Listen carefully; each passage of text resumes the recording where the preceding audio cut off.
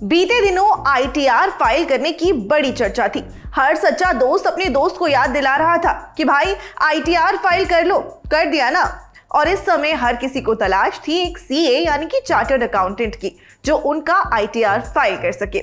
छोटे छोटे बिजनेस से लेकर बड़ी बड़ी कंपनियों तक चार्टर्ड अकाउंटेंट की जरूरत है। यानी कि आज के समय में इस फील्ड में जॉब प्रोस्पेक्ट्स तो बहुत अच्छे हैं। एवरेज सैलरी सर्वे.com के हिसाब से भारत में एक सीए की सालाना एवरेज सैलरी 23,80,034 रुपए है। एक चार्टर्ड अकाउंटेंट की सैलरी रेंज की बात करें तो ये सालाना 8 लाख से लेकर लगभग सालाना 50 लाख तक भी जा सकती है। तो भाई अब सवाल ये तो कौन रहा होगा कि सीए बनने के लिए आखिर करना क्या पड़ता है।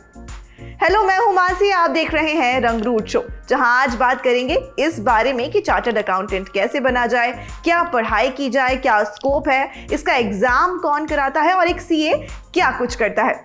तो शुरू करते हैं।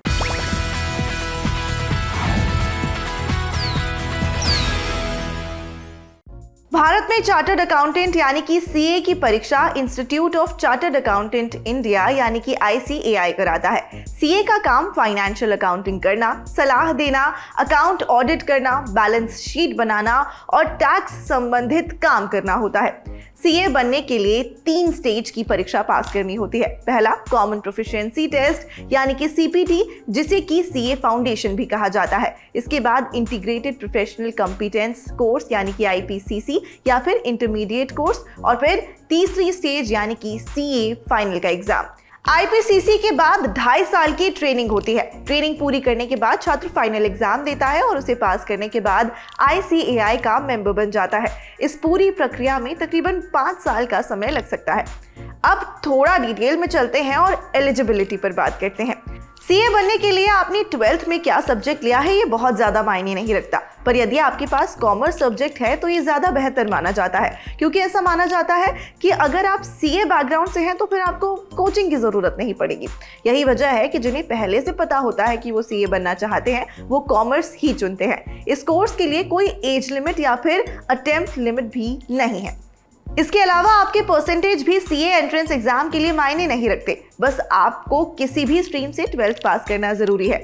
इसके बाद आपको सीपीटी यानी कि कॉमन प्रोफिशिएंसी टेस्ट देना होगा। इसे अब कॉमनली सीए फाउंडेशन एग्जाम भी कहा जाता है। आईसीएआई साल में 2 बार मई और नवंबर के महीने में सीए फाउंडेशन एग्जाम कंडक्ट कराता है। स्टूडेंट्स 12th के साथ या फिर 12th करने के बाद भी इसके लिए आईसीएआई की ऑफिशियल वेबसाइट पर जाकर रजिस्टर कर सकते हैं, जिसका लिंक आपके लिए हमने वीडियो की डिस्क्रिप्शन में डाल दिया है। सीए फाउंडेशन कोर्स 2022 के लिए कुल फीस 10,900 रुपए है। इसमें रजिस्ट्रेशन चार्ज 9,200 रुपए है, वहीं 1,500 रुपए एग्जाम फॉर्म फीस है। इसके अलावा छात्र 200 रुपए देकर मेंबरशिप भी ले सकते हैं, ये ऑप्शनल है। इसका रजिस्ट्रेशन और फीस सब ऑनलाइन ही होता है, जो आप आईसीएआई की ऑफिशियल वेबसाइट से कर सकते हैं। एक रजिस्ट्रेशन 3 साल यानी कि 6 अटेम्प्ट्स के लिए वैलिड रहता है, जिसके बाद आपको दोबारा से रजिस्ट्रेशन कराना होगा।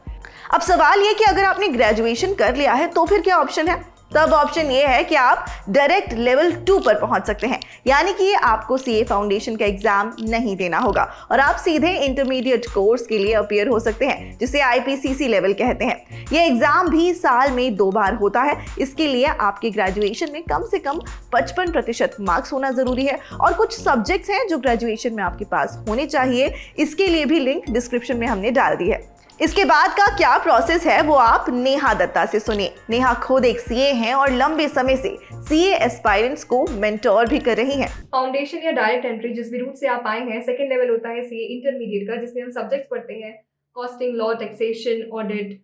इसी का एक्सटेंडेड वर्जन हम सीए फाइनल में पढ़ते हैं। अभी एग्जिस्टिंग स्कीम में दोनों लेवल पे दो ग्रुप हैं, ग्रुप 1, ग्रुप 2, जिसमें 4 सब्जेक्ट हैं, यानी कि 8 सब्जेक्ट टोटल। एक न्यू स्कीम प्रपोज करी गई है आईसीए के द्वारा, जो कि अगले साल से एप्लीकेबल होगी। उसमें 8 की जगह सब्जेक्ट कर दिए गए हैं 6, और एक online self paced module introduce करा गया है, जिसको आप पास कर सकते हैं 50% मार्क्स लाकर।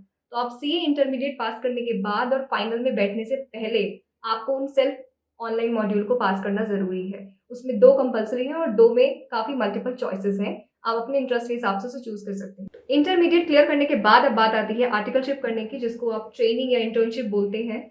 ये आप किसी सीए के अंडर में करते हैं, जहाँ पे आप सारे सीए के काम की प्रैक्टिकलिटी सीखते हैं, यानी कि ऑडिट कैसे किया जाता है, अकाउंट्स कैसे मैनेज होते हैं। ये आप किसी मिड साइज सीए फर्म से कर सकते हैं या फिर बिग फोर के साथ करते हैं। बिग फोर यानी कि डिलॉयट, पीडब्ल्यूसी, केपीएमजी एंड ईवाई। इसमें आपको स्टाइपेंड पे किया जाता है, जो कि आईसीआई डिसाइड करता है, और अगर कोई कंपनी चाहे या बिग फोर वो कंपैरेटिवली थोड़ा ज़्यादा पे कर सकते हैं, यूजुअली करते हैं। अगर आप अपने करियर की शुरुआत बिग फोर से करते हैं तो ऐसा माना जाता है कि आपके करियर को थोड़ा सा बूस्ट मिलेगा। सीए एग्जाम में मार्किंग स्कीम काफी बड़ा चैलेंज माना जाता है। एग्जाम में आपको 50% मार्क्स लाना जरूरी है, यानी कि 200 मार्क्स का पेपर है तो फिर 100 नंबर तो आपके आने ही चाहिए। पर इसके अलावा आपके हर सब्जेक्ट में इंडिविजुअली भी 30% से कम मार्क्स नहीं होना चाहिए। इसे डिटेल में समझिए। बात करें चैलेंजेस की, तो सीए का कोर्स ऐसा है जिसका passing percentage is sometimes as low as 5% only. और मार्किंग स्कीम का देखा जाए तो 2 ग्रुप हैं। अगर आप एक ग्रुप में 400 मार्क्स का है, उसमें आपको 200 मार्क्स चाहिए, मतलब मिनिमम 50% मार्क्स चाहिए। और आपको इंडिविजुअल सब्जेक्ट में भी 40% लाना जरूरी है। मान लीजिए 40 की जगह आपके 39 आते हैं तो आपको पूरा ग्रुप दोबारा से देना पड़ता है। पर अगर किसी सब्जेक्ट में आपके 60 मार्क्स से ऊपर है तो माना जाता है वो पेपर एग्जाम्प्ट हो गया और वो आपको दोबारा नहीं देना है। हर कोर्स के अपने प्रॉस एंड कॉन्स, अपने चैलेंजेस होते हैं, पर अगर आप कुछ बेसिक चीज़ों का ध्यान रखें, यानी कि आप टाइम मैनेजमेंट, डिसिप्लिन, माइंड को शांत रखें और साथ ही अपने इंस्टीट्यूट के मॉड्यूल पर फोकस करें तो हर एग्जाम को क्लियर करना आसान है। आर्टिलरशिप या फिर ट्रेनिंग सीए बनने का सबसे जरूरी स्टेप माना जाता है। इसके बाद सीए फाइनल निकालना है और आप सीए बन जाएंगे। ये प्रोसेस आसान तो नहीं है, किसी भी फील्ड की तरह इसमें भी अपने कई चैलेंजेस हैं, पर रास्ता कठिन हो तो मंजिल भी वर्थ इट होती है। हमने तो चार्टर्ड अकाउंटेंट बनने की सारी विधि आपको बता दी है। अब वक्त है आपके इस सवालों का। कोई डाउट, कोई भी कंफ्यूजन हो तो हमें बताइए, और ये भी कि आपको आज का शो कैसा लगा। शुक्रिया, अपना ध्यान रखिए और रंगरूट को अपना प्यार और फीडबैक देते रहिए।